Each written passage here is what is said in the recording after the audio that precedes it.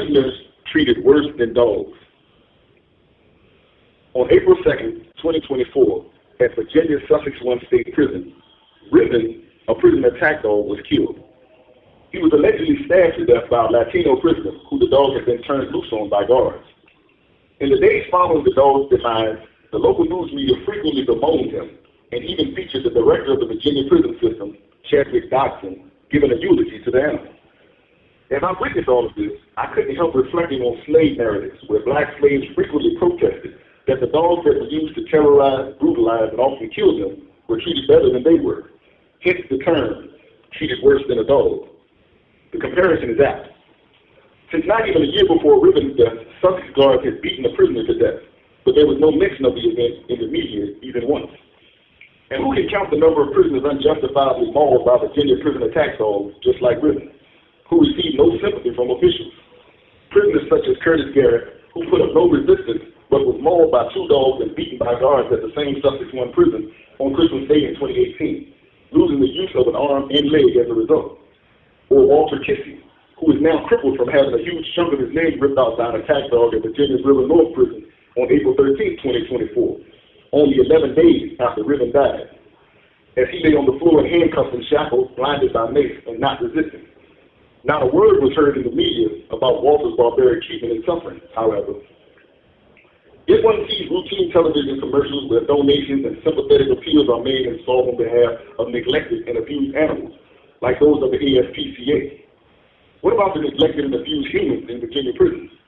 We're not even worthy of the consideration of a dog. The sordid history of the use of hounds to carry out the genocidal extermination of the native peoples of this region, like the Taínos, and to terrorize, maim, and kill black slaves across the American South is all but forgotten.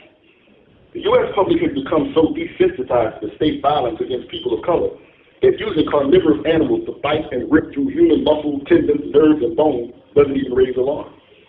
Yet hundreds of years ago during the slave era, the exact same acts were deemed barbaric and prompted writers like Harriet Beecher Stowe to write books like Uncle Tom's Cabin, and her later books, Dread, A Tale of the Great Dismal Swamp, that more deeply explored the use of hounds to hunt fugitive slaves and the ingenious resistance of the hunted blacks. In fact, the recognized savagery of using dogs on enslaved and escaped blacks was a huge motive that drove white support for abolition. Indeed, such famous slave hymns as Wade in the Water were songs crafted to instruct escaped slaves to use waterways to conceal their scent from the slave hounds sent to track them. Images of police dogs set on black protesters in 1960s Montgomery, Alabama, elicited international support for the civil rights movement, and prompted Malcolm X to remark that the white hoods and attack hounds of the Old South had been traded in for blue uniforms and police dogs. This is still true today, especially in Virginia's remote prisons, where rules segregated whites in guard uniforms allow attack dogs to maul prisoners of color for fun. As Malcolm X counseled the victims of such barbarity, quote, "If a dog is biting a black man, the black man should kill the dog, whether the dog is a police dog or any kind of dog. If a dog is sicked on a black man when that black man is doing nothing but trying to take advantage of what the government says is supposed to be his, then that black man should kill that dog and any two-legged dog who sicks the dog on him." End quote.